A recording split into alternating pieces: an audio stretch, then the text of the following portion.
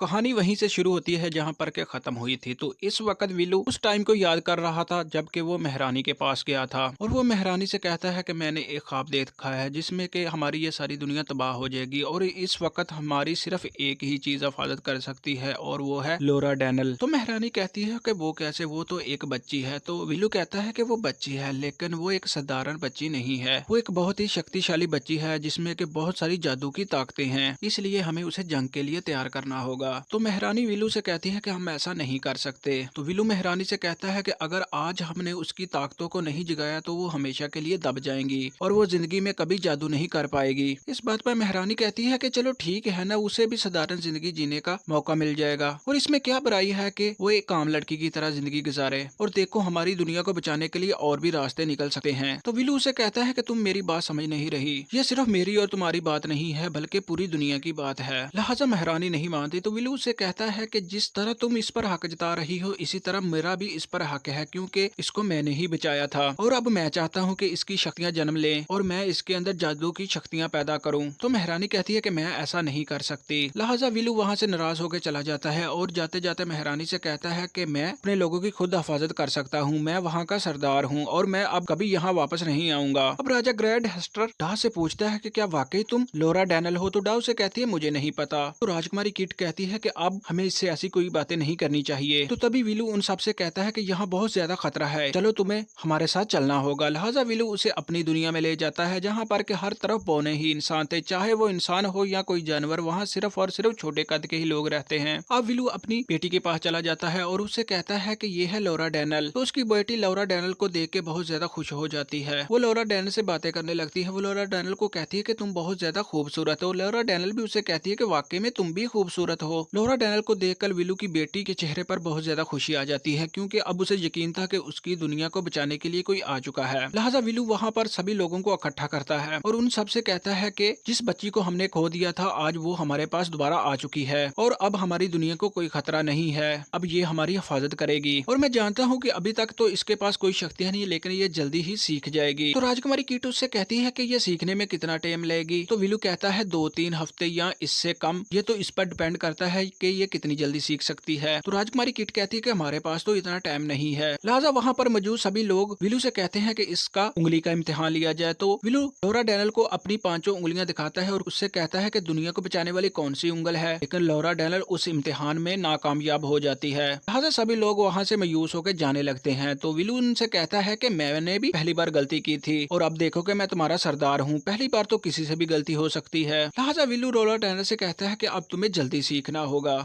रानी को पता चल चुका था कि लोरा डैनल यहाँ से जा चुकी है। लिहाजा वो सोचती है कि अगर वो अबरूद के बाहर जा चुकी है तो बहुत ज्यादा खतरा है, इसलिए वो एक अपने खास आदमी को उसके पीछे भेजती है। वो उसे कहती है तुम जाओ और उसे वापस लेके आओ, लेकिन उसे क्या पता था कि ये खास आदमी उन्हीं क्रिएचर्स के वश में है। लिहाजा दूसरी तरफ क्रिएचर्स को पता चल चुका था कि वो लड़की अबरूद के बाहर आ चुकी है। तो वो अपने जादू की मदद से किसी से बात कर रहा होता है जो कि उसे हुक्म देता है कि उसे शहर जाने से पहले रोको, क्योंकि अगर वो शहर पहुंचेगी तो वो मुझे मार सकती है और मुझे सिर्फ और सिर्फ उसी से खतरा है। इधर हम देखते हैं कि लोरा डैनल, विलू और राजकुमारी किट सभी एक साथ बैठ के खाना खा रहे होते हैं। तभी राजकुमारी किट विलू से कहती है कि हम कब यहाँ से निकलेंगे? तो लोरा डैनल कहती है कि इंतजार किस बात का है? तो विलू लोरा डैनल से कहता है कि तुम यहीं रहोगी और जादू सीखोगी, तुम इनके साथ नहीं जा सकती। तो राजकुमारी किट कहती है कि ये हमारे साथ ही चलेगी। लिहाजा लोरा डैनल विलू से कहती है कि मैं पहली दफा अवरूद से बाहर आई हूँ और मैंने बहुत ज्यादा सफर तय किया है, यहाँ तक कि मेरे मुंह में भी छाले पड़ गए हैं और ये सिर्फ और सिर्फ मैं अपने आशिक राजकुमार एरिक के लिए कर रही हूँ और आगे भी करती रहूंगी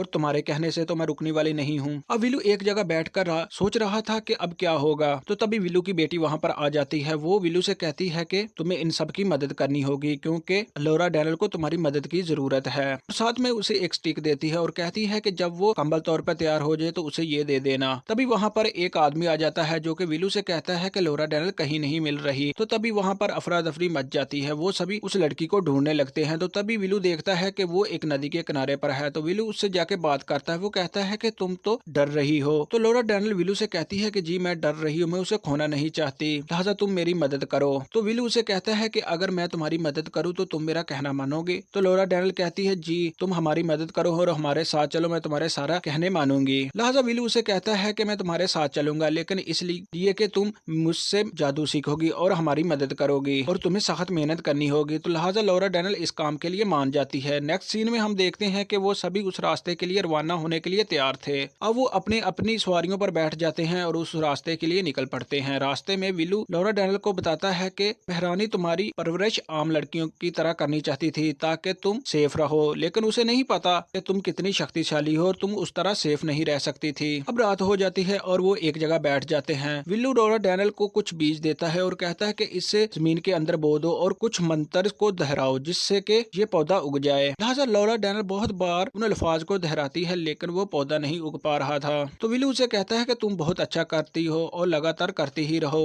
दूसरी तरफ महारानी का भेजा हुआ आदमी विल्लू की दुनिया में आ जाता है और वहाँ आके विल्लू की बेटी से पूछता है कि वो लड़की कहाँ गई है। तो विल्लू की बेटी उसे बताती है कि मेरे पापा उसे दोबारा वहीं छोड़ने के लिए गए हैं जहाँ से कि वो आई थी। लिहाजा वो सभी वापस निकल पड़ते हैं।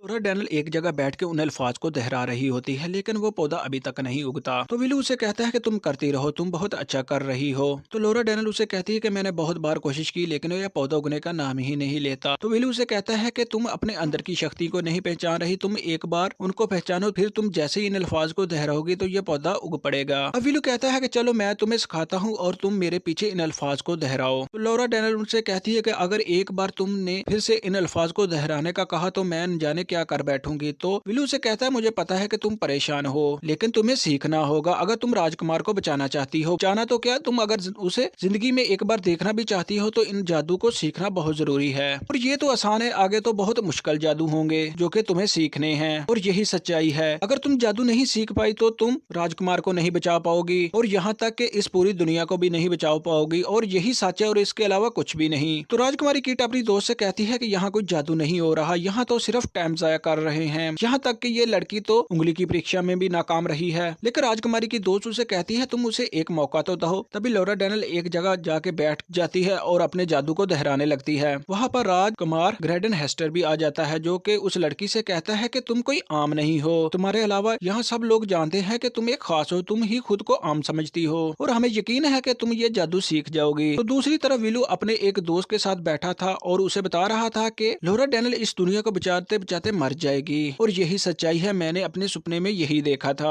और इसके अलावा कोई हल नहीं है, वो हमारी दुनिया का बचाएगी और आखिर में खुद भी खत्म हो जाएगी। लिहाजा दूसरी तरफ लॉरा डैनियल वहीं बैठकर उन अल्फाज को दोहरा रही होती है लेकिन वहां पर पौधा नहीं उग पा रहा था। लेकिन वो लगातार कोशिश करती जा रही थी और बहुत ज्यादा गुस्से में आकर नीचे अपने हाथों को पटकने लगती है जिससे कि वो बेहोश हो जाती है। तभी वहां पर महारानी का भेजा हुआ वो खास आदमी आ जाता है जो कि उसे उठा के ले जाता है। वो उसे लेके जा ही रहा था तो तभी वो पौधा भी पीछे से उग जाता है और उस पर बीज भी लग जाते हैं। और इसी के साथ ये पार्ट यहीं खत्म हो जाता है। तो बाकी की कहानी हम जानेंगे नेक्स्ट पार्ट में जल्दी ही। तो थैंक यू दोस्तों, मिलते हैं नेक्स्ट वीडियो में।